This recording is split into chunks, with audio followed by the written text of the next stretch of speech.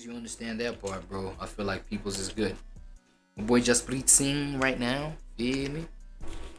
We're talking about the K-shaped economy and why your neighbors feel richer than you. My neighbors feel richer than me? What? And you already mindset. The fuck you mean, Jaspreet, man? Damn. You ever wonder how people keep spending so much money in this economy? Well, we just got some interesting data. Read this from Axios. Spending is being held up by the wealthy, while consumption from the middle and lower income groups continue to fade. This is called a K-shaped recovery because after the pandemic, we have seen some people see their wealth grow like this, while everybody else in America has seen their wealth go down like this. But now, it looks like things are starting to accelerate because we have even more data showing how our economy is shifting. That's why in this video, I want to break down what's happening with this K-shaped recovery and how it can create a potential investment opportunity for you. If you look around, all the economic news says that the American economy is booming. But that's not all. According to the data, Americans are richer than ever because incomes are rising and the job market is booming, so Americans are getting wealthier than ever. And according to the data, people keep spending money like crazy, which confirms that Americans are doing good financially and that the economy is growing. This is what many economists have been publishing. But it looks like now retailers don't agree. Big surprise. For example, Home Depot says customers are putting off larger home improvement projects as stubborn interest rates and worries about the economy fester. Or we can look at Target. Target CEO just stepped down because sales have been dropping and their investors are not happy. Now there's a lot of other reasons that led to the CEO stepping down, but you can... When investors are not happy, that's actually threatening to the lifeline of your business. Because the investors are the heartbeat of your business. The idea. And even Walmart has chimed in. Walmart says that Americans are looking for cheaper alternatives, which has been great for Walmart because now people are coming to Walmart, but prices are expected to go up because of tariffs. So we've had all these economists looking at our economic data saying, hey, the economy looks like it's pretty strong. But then you have these retailers that are working with regular people saying, I don't know, it doesn't feel like the economy is strong. And we finally have some clarity as to why, according to the Federal Reserve Bank. And this is where I want to remind you that if you are an investor or want to become an investor, I'll put together a free investing masterclass. So resilient, evidence from description below. The Federal Reserve Bank of Boston just published a report on August 13, 2025 titled, Why Has Consumer Spending Remained So Resilient? Evidence from credit card data. Data indicates higher income consumers are driving spending. Wait, this is a 2025 video, right? Yo, 2 days ago? Damn, it's 2 days. It's 2 days old. So it's definitely a 2025 video. So you're telling me people to this day are thinking like this? Growth. Turns out the reason still like consumerism, like driven, like consumeristic minds and consumerist driven. Why many economists have been saying that the economy is booming and spending is strong is because we have... But obviously, yeah. The economy booms when people have that kind of mindset, right? Have this K-shaped recovery going on where the financially savvy and the wealthy have been spending more money, which is making up for everybody else who is feeling poorer in this economy. And this is the reason why it looks like the economy is growing, because some people are spending a whole lot more while some people are cutting back. And this increase in spending by the wealthy has made up for this, which is why all the economic data keeps saying that the economy is booming. Now, all of this might not seem that surprising, but the real question that you want to pay attention to here is, how does this create an investment opportunity? Well, there's a lot of businesses out there that are waiting and praying for lower interest rates because they believe that the cheaper debt is going to make it more accessible for people to go out and spend money. We also know that President Trump has been demanding and asking for lower interest rates. And then most recently, Jerome Powell, who is the chairman at the Federal Reserve Bank, just gave a speech where he said he's considering cutting interest rates starting in September because he's concerned about the job market. That the most recent data from the job market says that the job market hasn't been as good as a lot of people thought, and because of his concerns about the job market, he's now looking at cutting interest rates sooner rather than later.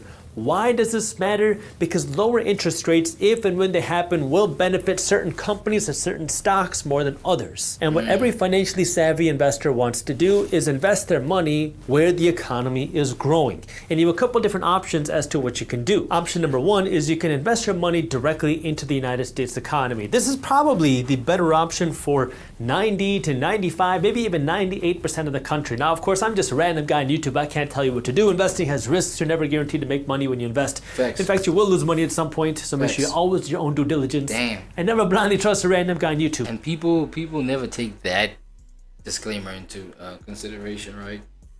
That's the diabolical part about it. But when I say invest your money in the economy, we know that our economy has grown a lot over the next 10 years. And if I can make a prediction, I assume that our economy is going to grow again over the next 10 years. And if you want to gain a piece of that growth in the economy, you can just invest in the stock market. I'm not saying go out and find the next Tesla or find the next Nvidia. I mean, just invest your money into the stock market, because there are funds out there that will give you exposure to the broad stock market, which are essentially giving you exposure to the United States economy. For example, there's an ETF out there titled VTI. VTI gives you exposure to the total stock market. This is a fund created by Vanguard. So if you just wanted to invest in the United States stock market, VTI will give you exposure to that. I'll give you one more example. SPY, SPY. If you wanted to be a little bit more niche, SPY gives you exposure to the S&P 500, the 500 largest companies in the stock market. So if you didn't want to invest in the total stock market, you just wanted to invest in the largest companies, SPY will give you exposure to the S&P 500. And so now over the next 10 years, if the economy grows, you will own a piece of that, because these funds will give you exposure to a piece of the United States economy. For some of you who want to get a little bit more niche, who want to get down into the nitty-gritty, this is where now you can pay attention to specific areas that are going to see more potential gains. And this is where I like to call it a market shift. Where is money moving? And there's always places where money is moving, and you want to pay attention to opportunities that could have more potential upside. For example, over the last 10 years, what have we seen happen?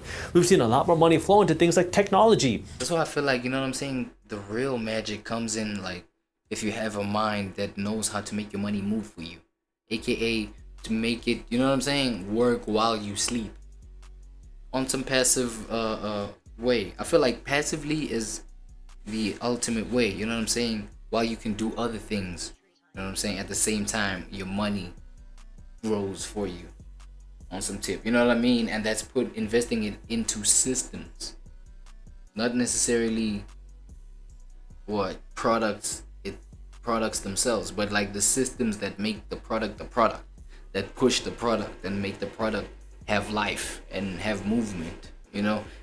Investing in shit like the supply chain, you know what I'm saying, and shit like that. But then again, it's, you know what I mean, it gets tricky when it's like, when we consider the fact that, is it something that you're into though? Because something that you're into will give you that energy to keep going and keep making it, like, keep innovating it and keep, like, you know what I'm saying, keep advancing it so that it can like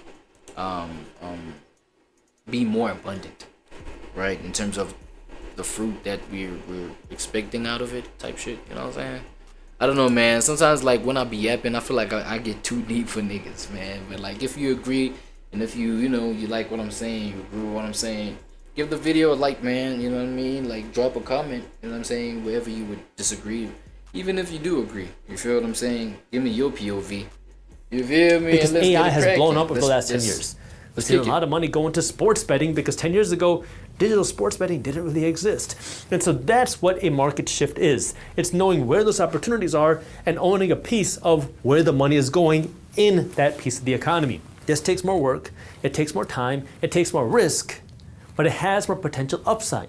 So if that is something that you're interested in, well, now you want to ask the question, how can these types of changes create opportunity? Well, if we know that interest rates might be going down, that creates opportunity, because certain companies, certain stocks will benefit with lower interest rates. Can we guarantee interest rates are going to go down? No, but if you start to listen to what President Trump is saying, if you start to listen to what the Federal Reserve Bank is saying, you can start to infer that maybe interest rates are going to come down later in 2025. Maybe they're going to come down more in 2026. Of course, anything could happen to change that, but based off of the data that we have today, those are the types of questions you want to be asking. If interest rates do go down, who will benefit? We know that there are some changes and struggles happening in the economy. And we know that there are certain stocks that benefit when there's a recession. We know that there are stocks that benefit when people are struggling in the economy. that can also create an economic opportunity. That's what you want to be thinking about when we're talking about specific areas. This could include ETFs, it can include index fund, it can also include investing in specific companies, but the whole idea is understanding there's this shift happening. This K-shaped recovery has been happening. It looks like it's going to continue to happen, and we know that the inflation problem has not gone away. Well, that's the case.